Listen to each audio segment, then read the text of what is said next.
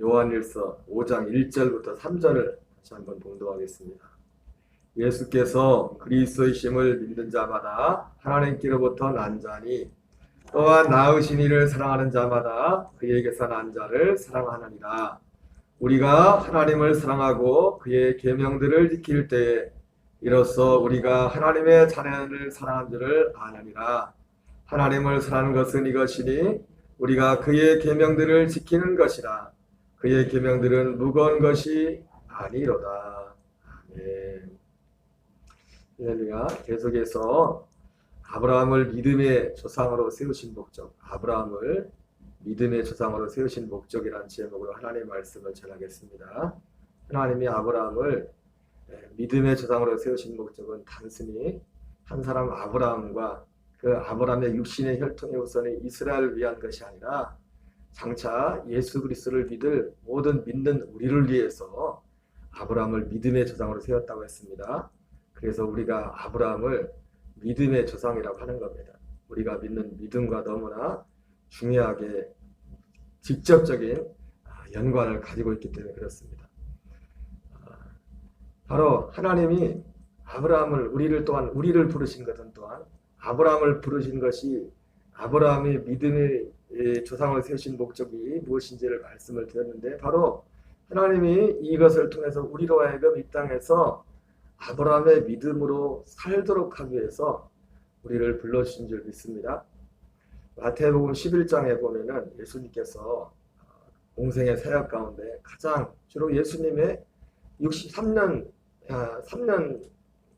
6개월 공생의 육신의 사역 가운데 가장 중심적인 활동지였던 지역이 있었죠. 갈릴리의 고라신과 가버나움과 베세다는 이 세 지역에서 예수님의 주요 모든 사역들이 거기를 중심으로 펼쳤습니다. 왜냐하면 거기는 사람들이 가장 많이 모이는 그런 지역이었습니다. 교통의 요지였고 여러 가지 예수님께서 전도를 해도 전략적으로 전도를 한 것을 보게 돼요. 예수님께서 그렇기 때문에 예수님이 공생의 가운데 행했던 대부분의 많은 기적과 표적들, 수많은 기적들을 행하셨는데 그 많은 기적들의 대부분이 주로 그 가버나움이나 고라시나 베세다 여기에서 우리가 잘 아는 백부장의 믿음 나오지 않습니까? 또 가버나움에서 오병이어는 베세다에서 그리고 수많은 우리가 웬만하면 생각하는 모든 것들이 혈루증 여인 나은 거라든지 우리가 생각하는 대부분의 많은 것 요한복음에 나오는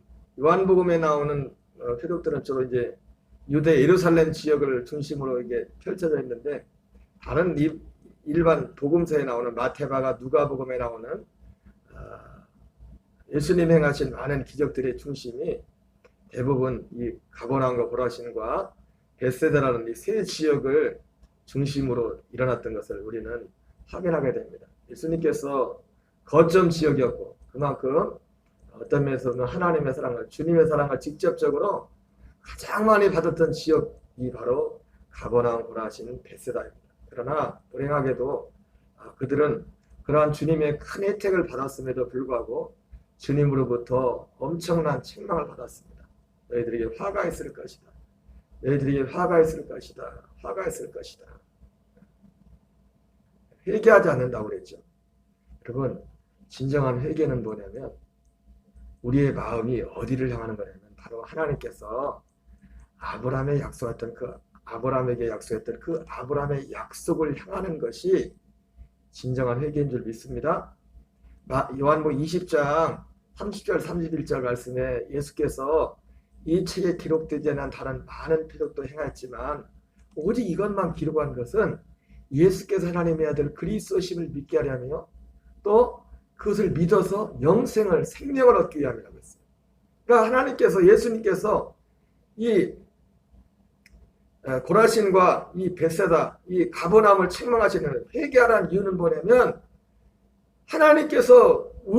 예수님께서 오셔서 이 땅에서 모든 것들은 결국 무엇을 위한 거냐면 아브라함을 통해서 약속했던 그 믿음의 실체인 그리스도인 그 약속, 생명을 얻는 그곳으로 우리를 이끌기 위함이었는데 사람들의 마음속에 그 마음이, 그 믿음이, 그 소망이 거기에 대해 무관심했던 겁니다. 여러분, 예수님께서 사도행전 2장에서 베드로가 설교를 할 때 그 3천 명이 회개하는 역사가 있었죠. 3천 명이 회개하고 그 회개하는 역사가 있었는데 그들을 향해서 베드로가 회개하라고 했지 않습니까? 너희가 회개하여 각각 예수 그리스도의 이름으로 세례를 받고 제사함을 받으라 이렇게 말씀했단 말이에요. 그때 회개하라고 했을 때 제가 반복 여러 번 말씀을 했지만 그 회개한 3천 명들은요 어떻게 보면 신앙의 모범생들이에요. 그때 당시 볼 때. 그때는 오순절했죠. 그리고 오순절에 우리가 사도행전을 보면 알지만은 거기에 보인 유대인들은 정말 경건한 사람들입니다. 경건한 사람들이고 그리고 실제로 약속한 대로 아브라함이 약속했던 그 약속, 모세를 통하여 수없이 약속했던 그 메시아를 실제로 기다리던 사람들이었습니다. 지금도 유대인들은 물론 잘못된 그 메시아가 아니지만 지금도 메시아를 기다리고 있잖아요. 왜? 예수님을 믿지 않기 때문에. 그래서 누군가 아들이 태어나면은 혹시 얘가 메시아일지 모른다. 그런 의식들을 유대인들은 가지고 있고. 그래서 이 메시아 대망사당이 그들의 믿음에 메시아를 기다리는 약속에 대한 그 믿음이 그들의 어떤 신앙의 중심이기 때문에 모세 율법에서조차도 하나님께서 법으로 정해가지고 이 메시아가 오는 길이 끊어지지 않게 하기 위해서 혹시 남자와 여자가 결혼을 해서 자녀가 없이 남자가 죽어버리면 그 여자는 다른 데로 시집 가지 말고 그 씨를 잇게 그 대를 잇기 위해서 바로 둘째와 결혼하고 혹시라도 둘째가 결혼을 했는데도 또 자녀를 갖지 못하고 죽으면 이 여자는 또 누구 합니까? 셋째와 결혼을 합니다. 이게 이유가 뭐예요? 이 그리스도가 오시는 메시아 누가 될지 누구를 통해서 올지 모르지만 이 그리스도를 통해서 이 메시아가 오는 그 대를 그 통로를 길이 끊어지지 않도록 하기 위해서 그 법을 정한 것입니다. 거기에는 그 법에는 바로 이 메시아를 그리스도를 기다리는 그런 믿음이 그 중심에 있는 겁니다. 그 법 자체, 율법 자체. 그래서 요한복음 4장에 나오는 수가성 여인은 바로 그 믿음을 가진 여인을 했잖아요. 5번이나 결혼을 하고 지금 있는 남편도 내 남편이 아니다. 사마리아 수가성은 세겜 지역은 지금도 세계에서 유일하게 사마리아인들이 한 700명 정도, 이게 얼마, 전 세계에 사마리아인들이 이제 700명도 안 남아있어요. 여러 가지 이유가 있지만 그 사람들은, 물론 그 사람들이 믿음에 잘못된 게 있는데, 그 사람들이 철저하게 자기들끼리 모여가지고, 지금도 해마다 그 1년에 한 번씩은 그 절기를 그 그리심산에서 그대로 걸 다 지킵니다. 그리고 모세 오경을 철저히 지켜요. 모세 오경. 여러분 모세 오경을 철저히 지키는 환경에서 어떻게 그 여자가 그 시대에 우리가 생각하는 그런 상당 음탕하면서 8번씩이나 결혼을 하면서 살아남을 수 있습니까? 죽어도 몇 번 죽어요. 예수님과 대화하는 그 장면이 나온 것처럼 그가 메시아를 기다리고 있었다는 걸 고백하잖아요. 그때 예수님이 뭐라 합니까? 내가 바로 그 사람이야.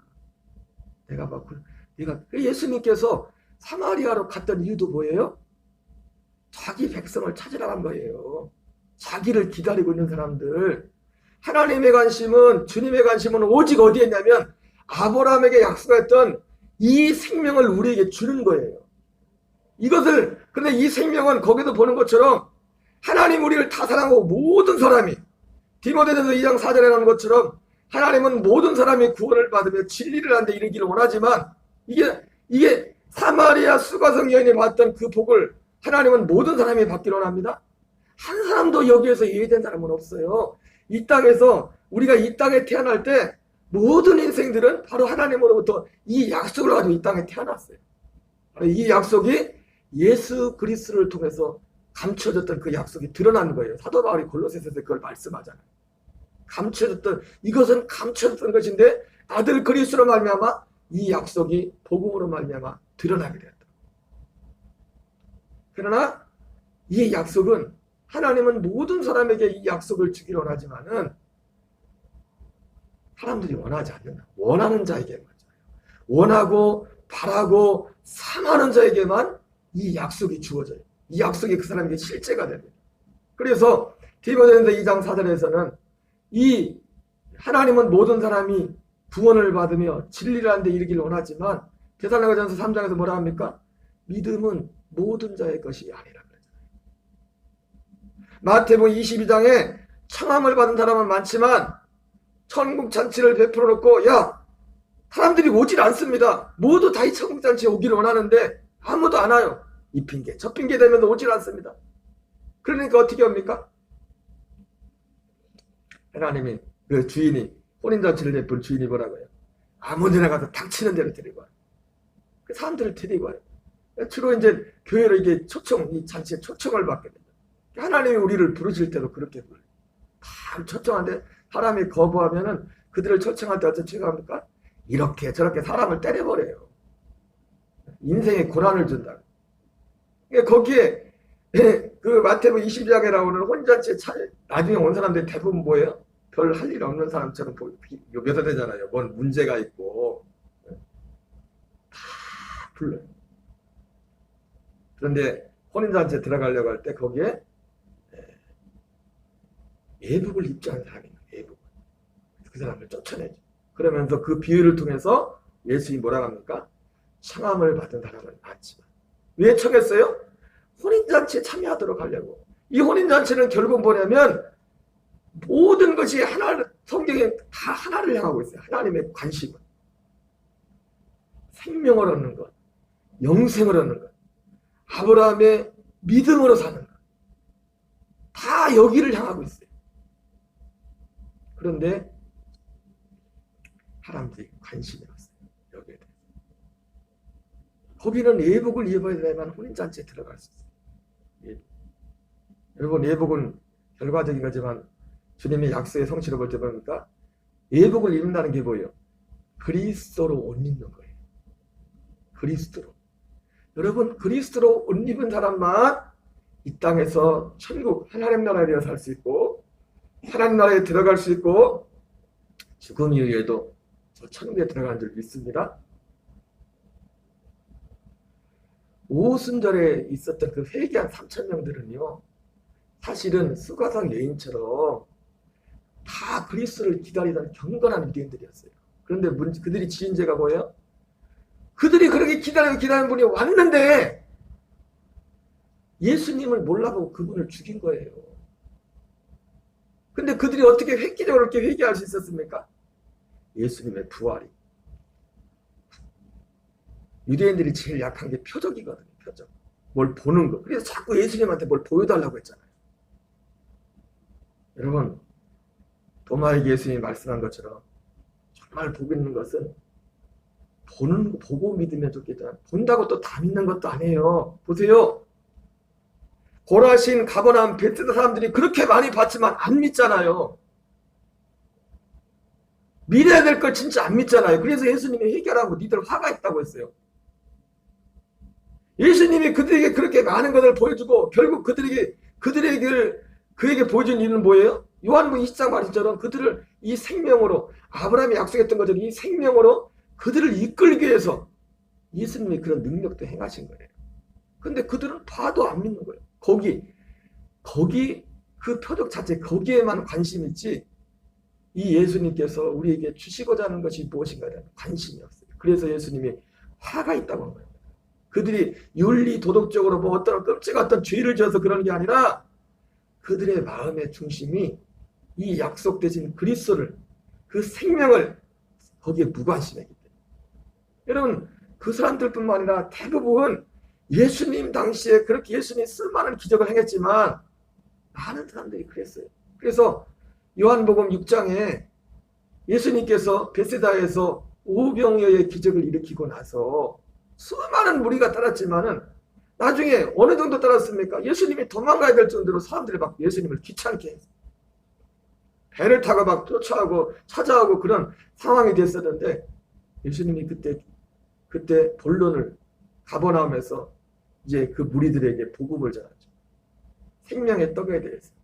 그들에게 육신의 떡을 베세다에서 먹이고 나서 너희들이 육신의 떡, 너희들에게 왔는데 너희는 썩어질 것을 일하지 말고 영생하도록 있는 양식을 위하여 일하라 말씀하면서 결국은 그것이 굉장히 애매하고 추상적인 예수님 말씀 같지만은 결국 이것이 생명을 얻는 거에 대한 복음에 대한 말씀입니다. 아브라함의 약속했던 그 약속에 대한 말씀이에요. 사도 바울의 표현으로 말하면 창세전에 그리스도 안에서 우리에게 예정하신 그 약속에 대한 영생의 소망에 대한 경건의 비밀에 대한 그 말씀을 전했다고. 근데 어땠어요? 사람들이 너무 힘들대. 어렵대. 여러분, 사람이 힘들고 어려운 이유가 뭔지 아십니까? 관심이 없기 때문입니다. 자기가 진짜 좋아하면 힘든 일도 몰라요. 여러분, 자기가 진짜 불편한 사람하고는요 10분도 같이 있기 힘들어요. 그죠? 그런데 자기가 진짜 좋아하는 사람, 특별히 남녀간에 예를 들어서 연애를 할 때는요 밤새는 줄을 몰라. 밤새는 줄. 시간 가는 줄을 몰라. 시간 가는 줄. 왜? 야, 너무 어렵다. 너무 어렵다면 사람들이 다 따라가는 거예요. 왜 어려워요? 왜 어려워? 마음이 없는 거예요. 그쪽에는 별로 관심이 없어. 전혀 관심이 없는 거예요. 여러분, 제가 새벽마다 전하는 이 복음이 진짜 관심 없는 사람들한테는요 이게 진짜 피곤한 얘기예요. 뭔 얘기야. 지금 뜬구름도 하는 얘기 같고 지금 당장 내 코가 석자인데 내 팔짱.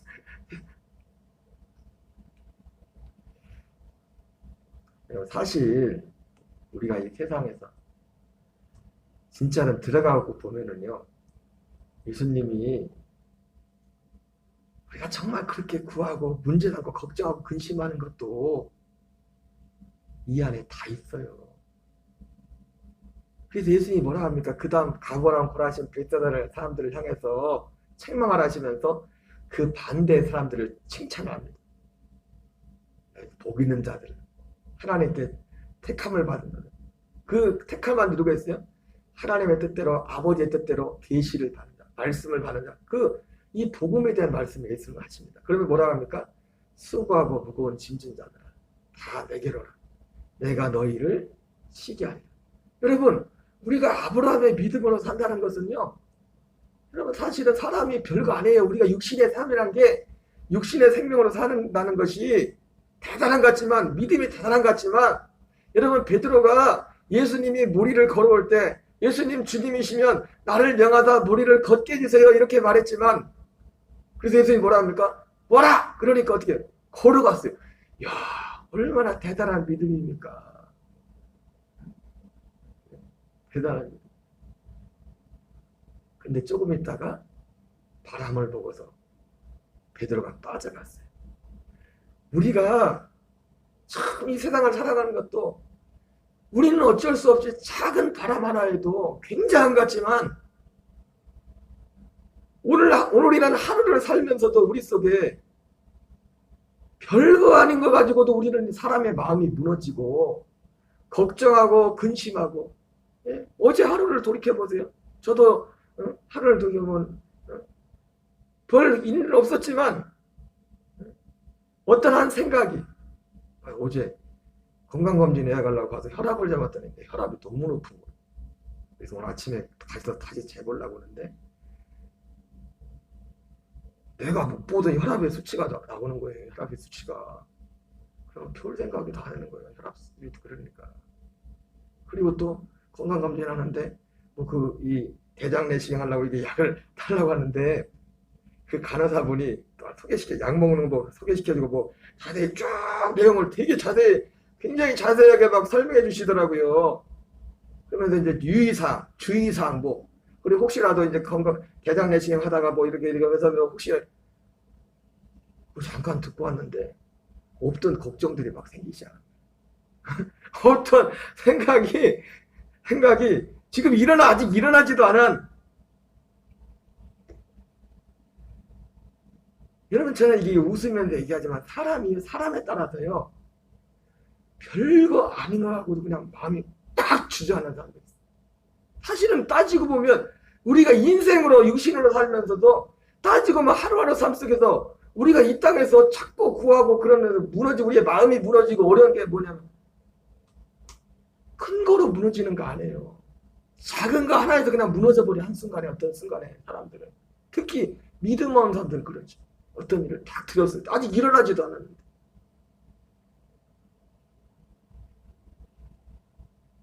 여러분 이 영생 아브라함의 믿음으로 산다는 것은 예수님이 말씀하신 것처럼 수고하고 무거운 짐진다.